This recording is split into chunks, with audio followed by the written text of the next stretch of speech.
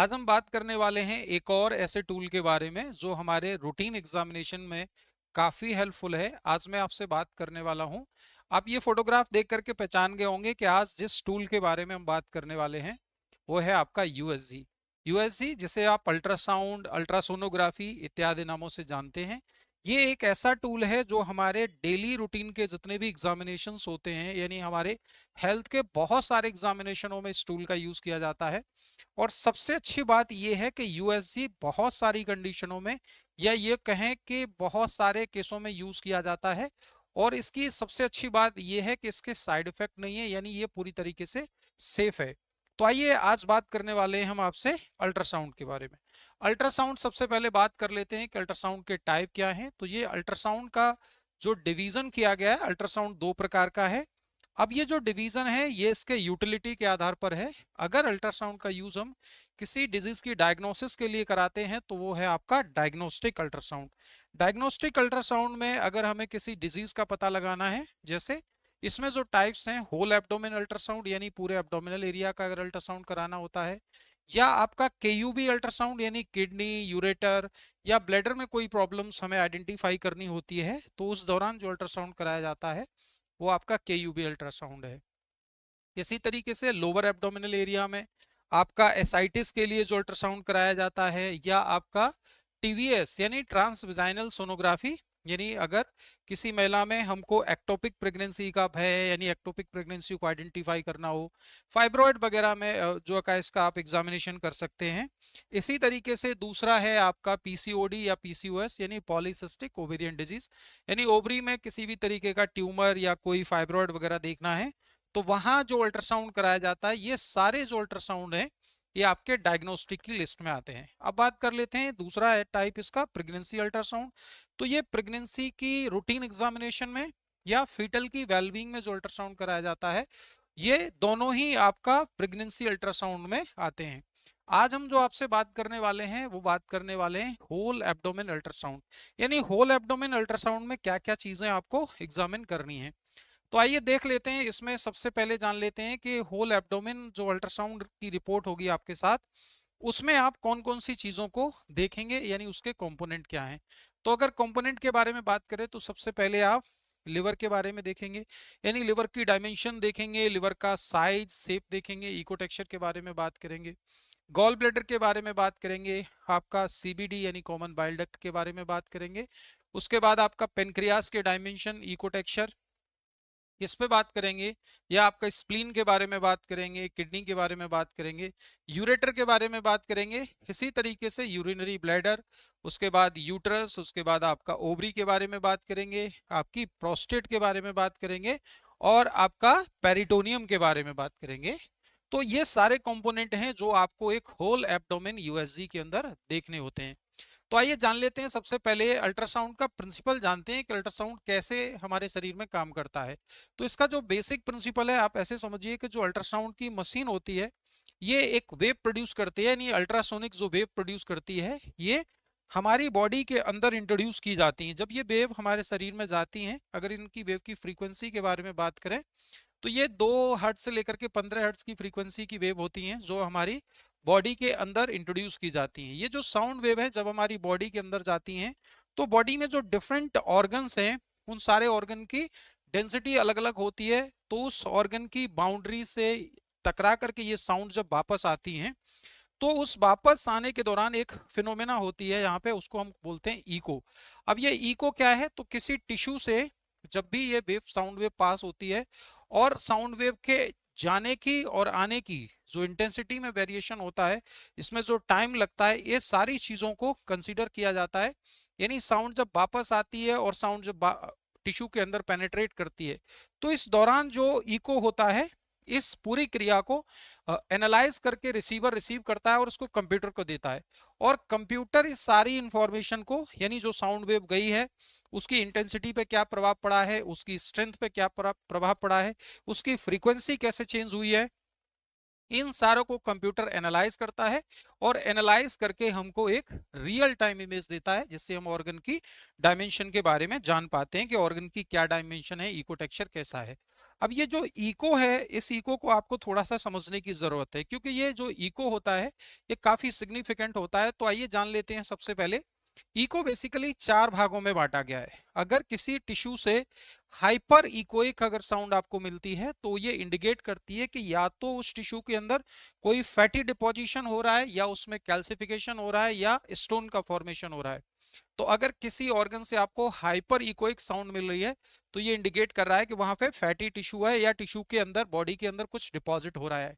Next अगर बात करें हाइपो इकोइक अगर साउंड मिल रही है, तो हाइपो इकोइक साउंड जनरली जो आपको मिलती है वो ट्यूमर के केस में, या लिम्फ नोड में, या लिम्फ एडिनोपैथी यानी लिम्फ नोड में कोई इन्फेक्शन इन्फ्लेमेशन होता है, तो उस दौरान जो साउंड मिलती है वो हाइपो इकोइक होती है। इसी तरीके से अगर आइसो इकोइक साउंड आपको मिल रही है तो आइसो इकोइक इंडिकेट करती है कि ये बॉडी का जो टिश्यू है, नॉर्मल टिश्यू से जो साउंड आती है वो आइसो इकोइक साउंड आती है। नेक्स्ट है आपका एन इकोइक साउंड। तो एन इकोइक साउंड जब किसी टिश्यू से आती है तो ये इंडिकेट करती है कि या तो वो ऑर्गन हॉलो है, या उस ऑर्गन के अंदर किसी भी तरीके का परफोरेशन हो चुका है। जैसे कई बार कुछ नॉर्मल ऑर्गन है, जैसे हम बात करेंगे आपका गॉल ब्लैडर। तो गॉल ब्लैडर अंदर से खाली ऑर्गन होता है, ब्लड वेसल्स खाली होती हैं।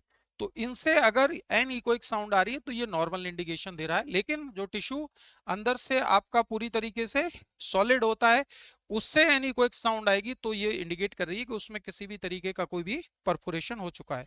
इसके लिए मैंने आपको नीचे एक फोटोग्राफ दिखाया है, इसमें आप देख सकते हैं कि जो एन इकोइक साउंड होती है ये आपको सिस्ट के केस में मिल सकती है, गॉल ब्लैडर के केस में मिल सकती है, ब्लड वेसल्स में मिल सकती है। इसी तरीके से हाइपो इकोइक जो साउंड है वो आपको न्यूप्लाज्म, एक प्रकार का कैंसर है, उसमें देखने को मिलेगी।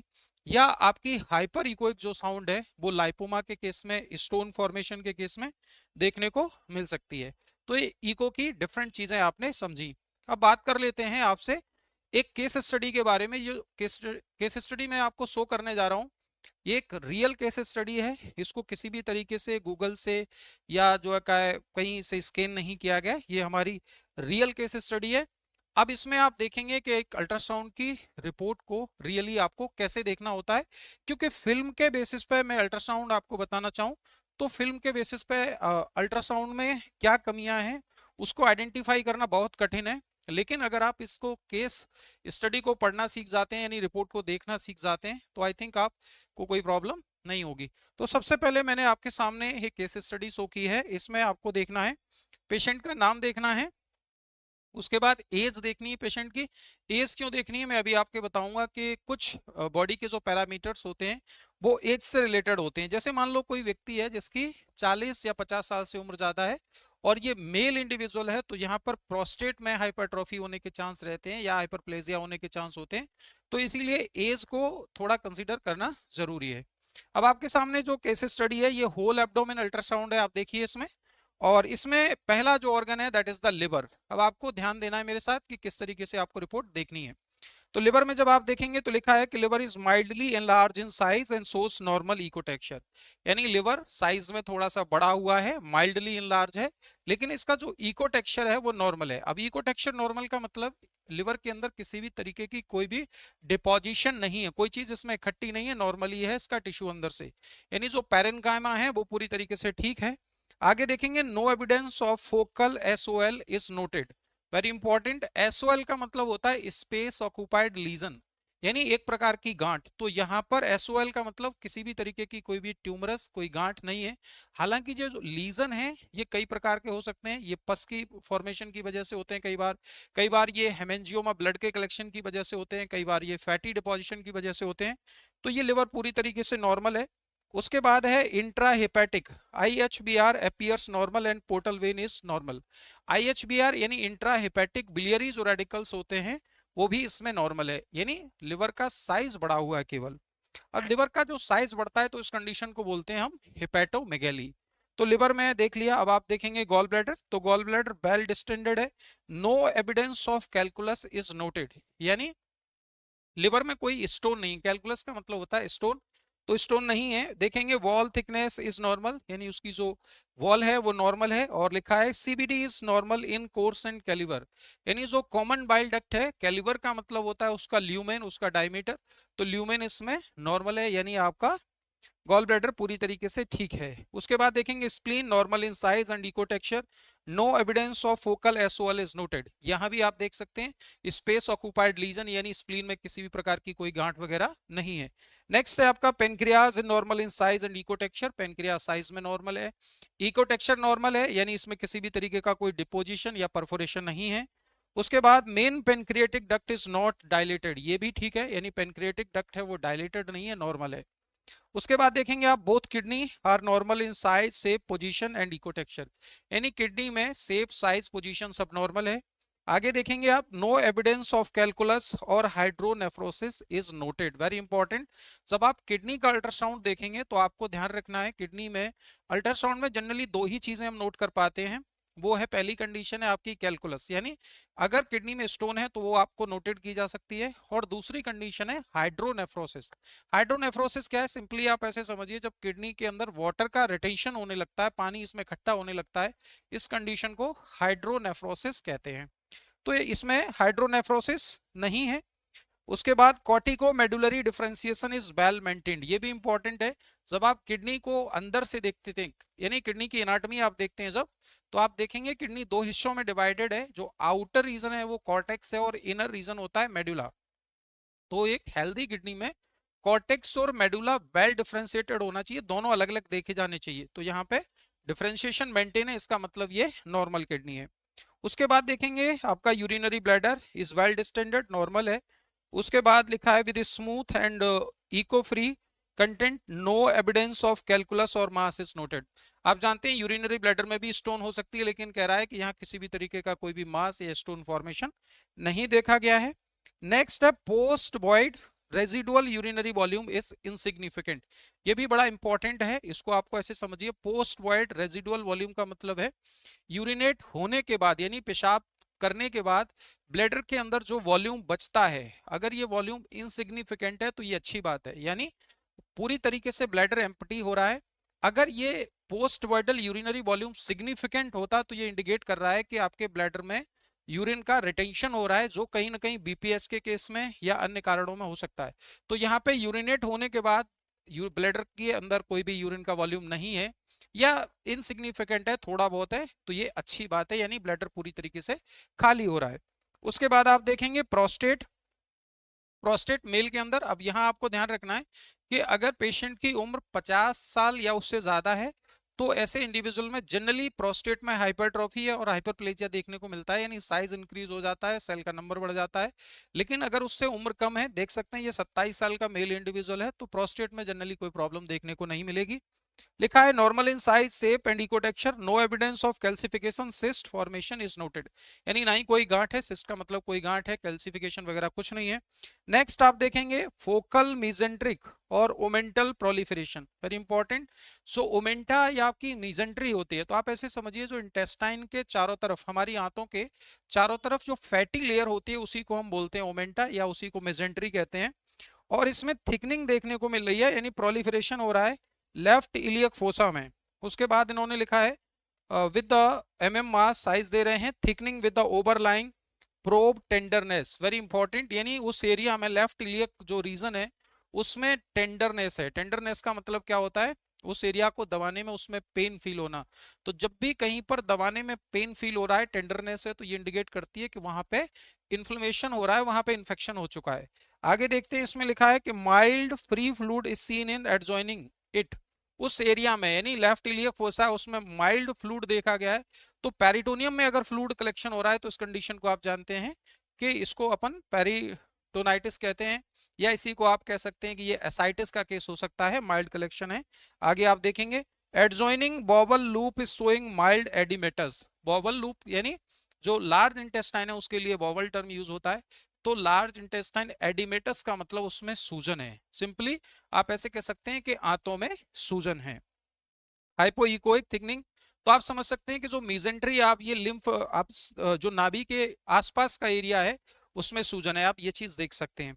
नेक्स्ट है आपका जो इन्होंने अपना फाइनल डिसीजन दिया है, इसमें देखेंगे माइल्ड हिपेटोमेगैली यानी लिवर का साइज बढ़ा हुआ है, ये मैंने आपसे पहले ही बता दिया था। फोकल मीजेंट्रिक और ओमेंटल प्रोलिफरेशन, यानी ओमेंटा या आपका जो मीजेंट्री है उसमें इन्फ्लेमेशन हो चुका है। अगर आप देखेंगे टेंडरनेस, तो ये केस कहीं ना कहीं मेजेंट्रिक पेनिकुलाइटिस का हो सकता है, या एपीब्लॉइक एपेंडिजाइटिस हो सकती है। एपीब्लॉइक भी क्या है, फैटी टिश्यू होता है इंटेस्टाइन के चारों तरफ, तो उसमें इन्फ्लेमेशन है।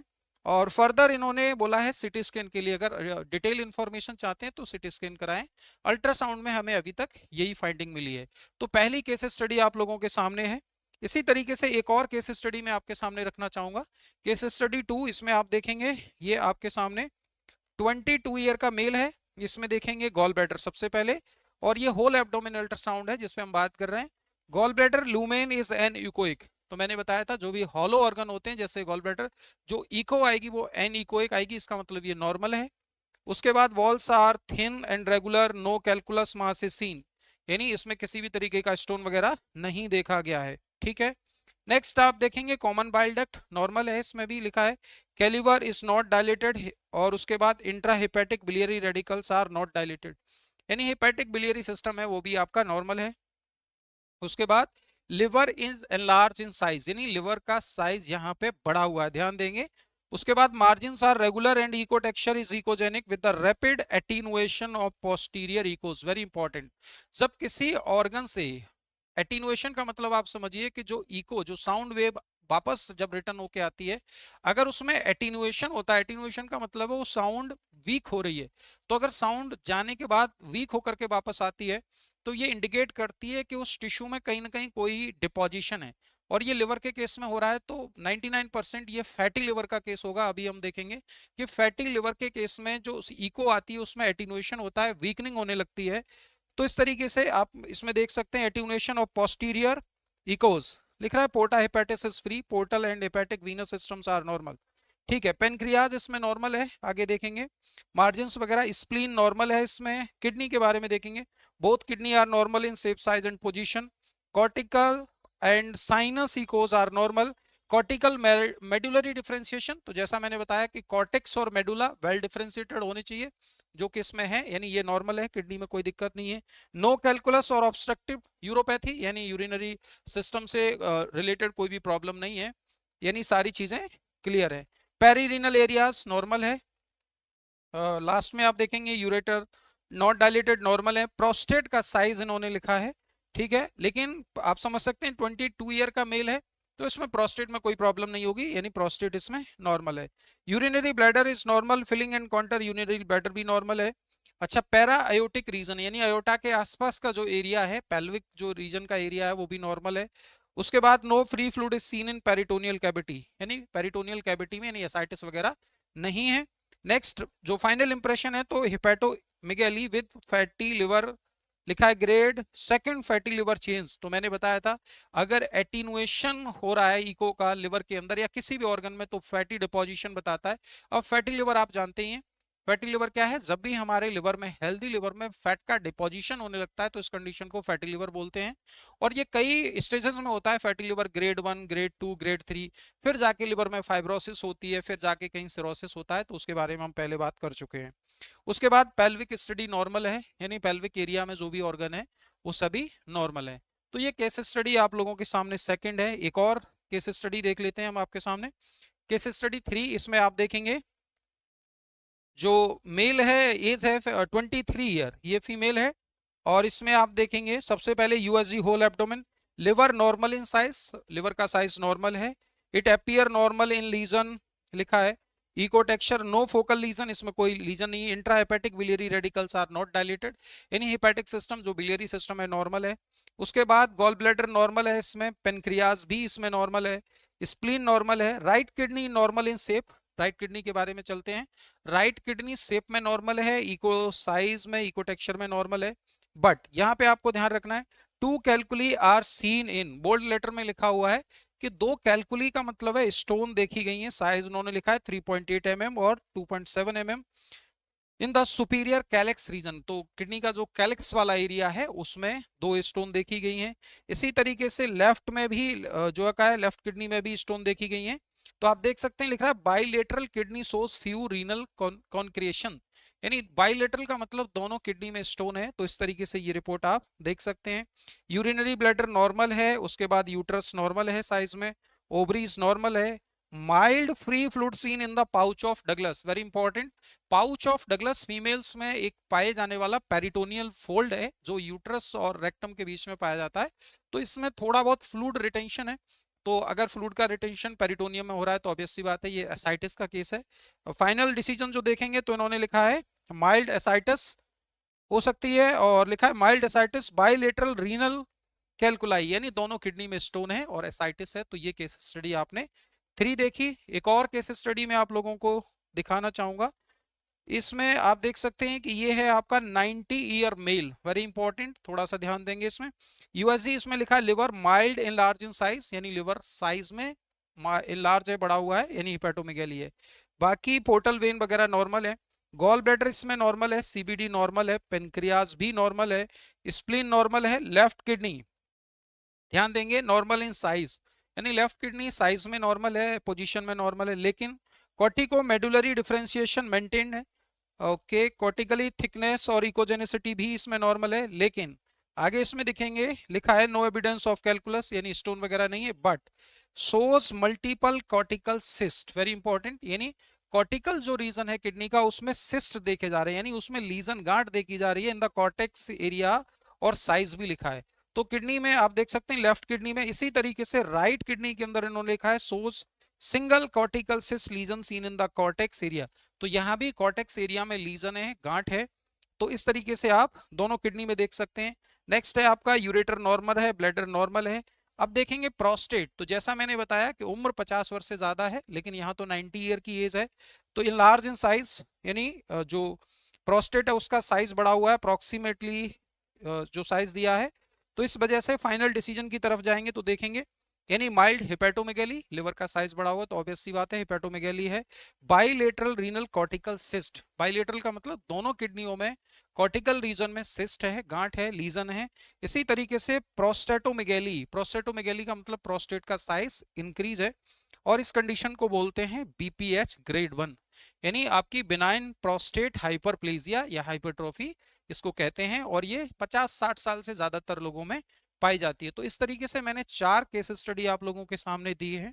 अगर अल्ट्रासाउंड की रिपोर्ट को पढ़ने में उम्मीद करते हैं कि आपको कोई प्रॉब्लम नहीं होगी, लेकिन अगर फिर भी आपको कोई प्रॉब्लम है तो आप हमें कमेंट करके अपना डाउट पूछ सकते हैं। फाइनली मैं आप लोगों से एक और बात शेयर करना चाहूंगा। जैसा आप देख सकते हैं ये जो डेटा दिया गया है ये यूट्यूब का डेटा है। इसमें आप देख रहे हैं कि 70% ऐसे लोग हैं जो हमारे कंटेंट को देख रहे हैं। अगर कंटेंट आपको सही लग रहा है तो चैनल को सब्सक्राइब करिए, क्योंकि 70% लोगों ने चैनल सब्सक्राइब नहीं किया है। कंटेंट ऑथेंटिक है तो चैनल सब्सक्राइब करिए। और साथ में मैं ये भी कहना चाहूंगा, बहुत सारे लोगों का एक कहना है कि आपके वीडियोस कुछ लेंदी होते हैं। तो मैं आपको बताना चाहूंगा कि जो भी कंटेंट पे हम बात कर रहे हैं ये बहुत बड़े कंटेंट हैं। अगर 20 मिनट में 15 मिनट में आपको एक रेडियो डायग्नोसिस बताया जा रहा है, यानी अल्ट्रासाउंड यूएसजी देखना बताया जा रहा है, जिस पे लोग सालों खर्च करते हैं, तो मुझे नहीं लगता कि ये बहुत बड़ा जो का कोई मुद्दा है। अगर आप किसी चीज को एक्सप्लेन करते हैं, सही से जानना चाहते हैं, तो उसमें वक्त लगता है। तो इसीलिए अगर आप सीखना चाहते हैं तो इन चीजों को देखें, समय तो आपको देना पड़ेगा। Thank you all of.